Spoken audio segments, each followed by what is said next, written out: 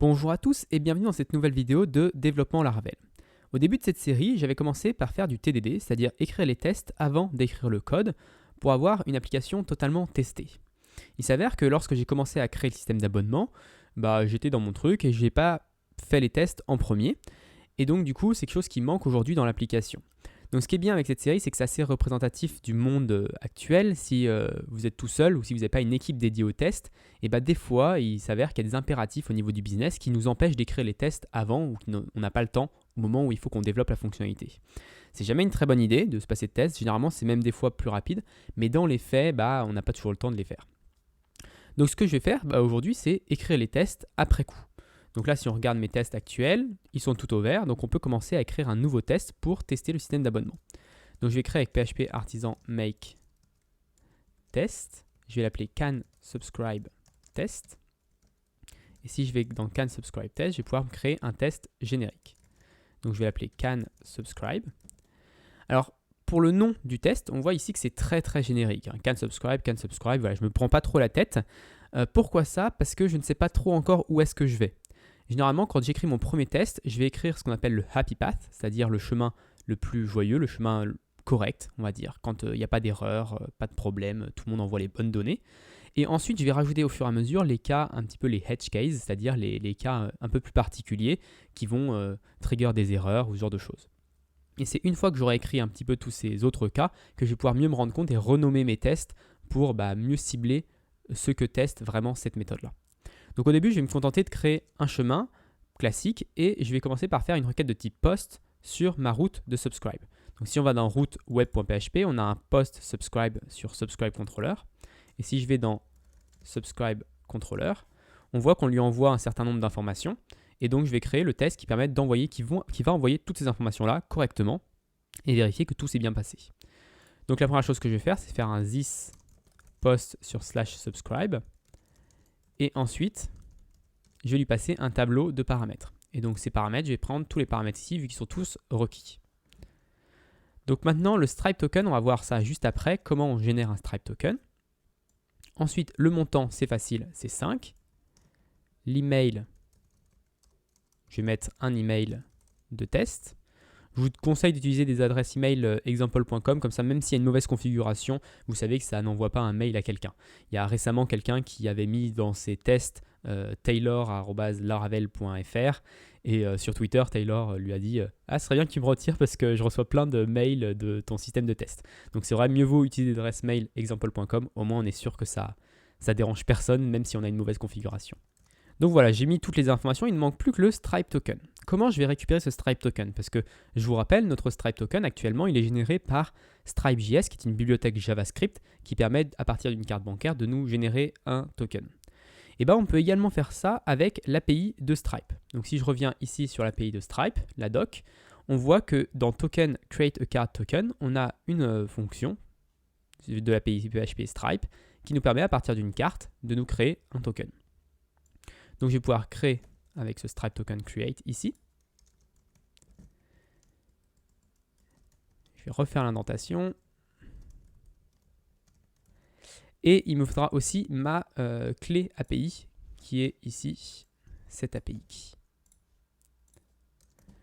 Donc juste pour vous montrer, je vais enregistrer ce token dans une variable token. On voit que le numéro de carte, c'est un numéro de carte de test, que le mois d'expiration, il est dans le futur, donc pas de souci.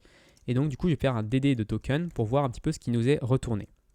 Donc si je reviens ici, pour lancer le test, je peux faire un php unit-filter can subscribe test pour lancer uniquement ce test-là. Et il va tourner et va nous montrer voilà, un Stripe token avec l'identifiant qui correspond vraiment au token chaîne de caractères dont on a besoin.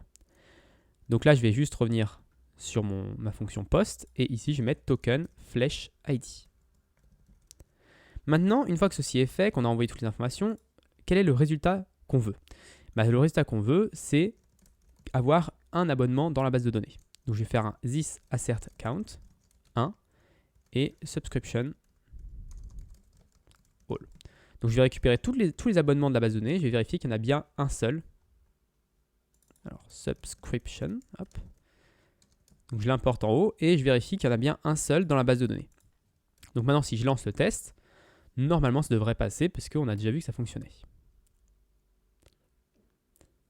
Alors vous voyez déjà première remarque, le test prend un petit peu de temps, 5,56 secondes. C'est long, pourquoi? Parce qu'il fait des requêtes à Stripe et que pour faire une requête à Stripe, il faut un peu de temps. Donc ça c'est le premier point, il faudra voir si on peut améliorer ça plus tard et si on veut améliorer ça aussi. Ensuite on voit que ça échoue, pourquoi? Parce qu'on a 20 abonnements dans notre base de données et on n'a pas un. Alors pourquoi ça? Parce que notre base de données, par défaut, PHPUnit utilise notre base de données qui est dans notre .env. Donc notre DB Connection SQLite, donc notre database database.sqlite. Et pourquoi il utilise ça? Parce qu'on ne lui a pas donné d'autres bases de données à utiliser. Et donc du coup, vu qu'on a déjà des abonnements, vu que j'ai déjà testé via le navigateur, notre test n'est pas très représentatif parce qu'il ne part pas d'une base de données vide. Et c'est bien d'avoir un test qui part d'une base de données vide. Heureusement, Laravel nous aide avec ça, avec un trait qu'on peut ajouter à nos tests qui s'appelle Use Refresh Database. Et ce trait-là va permettre de réinitialiser la base de données au début de chaque test. Donc c'est parfait pour ce qu'on veut faire. J'ai pas non plus envie de réinitialiser ma base de données que j'utilise en test, on va dire, réel, c'est-à-dire en test avec mon navigateur. J'ai envie d'utiliser une base de données spécifique pour PHPUnit.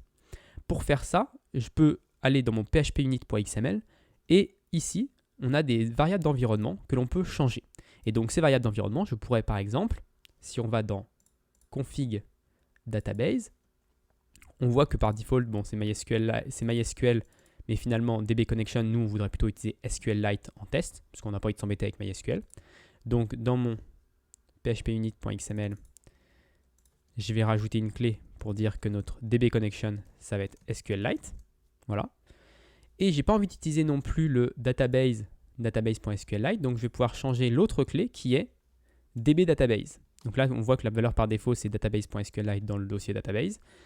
Mais moi, j'aimerais bien changer ce DB Database par quelque chose d'un peu plus propre au test, pour pas que ça puisse se polluer entre les deux environnements. Donc je vais également récupérer cette variable-là. Et là, j'ai plusieurs choix. Soit je peux mettre un autre fichier, genre testing.sqlite juste à côté de database.sqlite, soit il y a une valeur particulière qui s'appelle .memory. Donc cette valeur-là dit qu'il faut une base de données SQLite en mémoire, et donc c'est une base de données qui n'a pas de fichier associé et que dès que le script PHP s'arrête, rien n'est gardé sur le disque. Donc ça a l'avantage d'être assez rapide et en plus de ne pas avoir à s'embêter avec la réinitialisation et ce genre de choses ou une base de données qui pourrait être corrompue. Donc je vais utiliser ça et je vais relancer mon test et voir si ça fonctionne.